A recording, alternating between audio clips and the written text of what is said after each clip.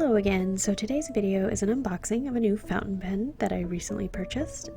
I was so in love with my Conklin All American that I decided to purchase a Conklin word gauge, and I purchased it in the turquoise color, and it is beautiful. It is a twist top with a piston, and on the window, the ink window, it shows you a gauge of how many words you have left with the amount of ink that you have in your pen, which I thought was very interesting.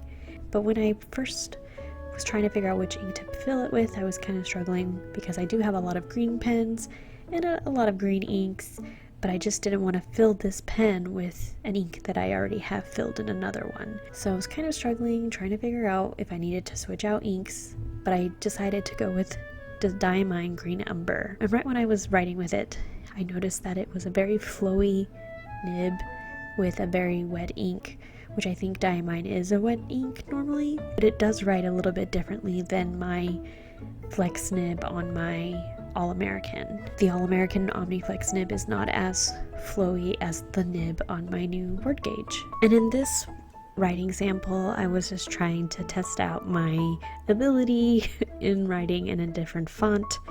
It is not great, as you can see, but I am still trying to practice because I just want to see exactly how I can change my writing. Even my cursive handwriting isn't perfect. There are still letters that I still don't remember how to write in cursive. So I'm just practicing different fonts, and this is the one that I'm kind of on at the moment.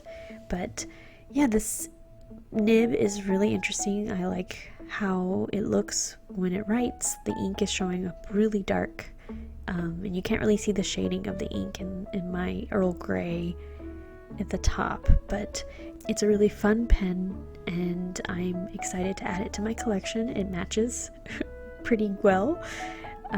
But yeah, that's all I wanted to share with you today. Thanks so much for watching, and I'll catch you in the next one.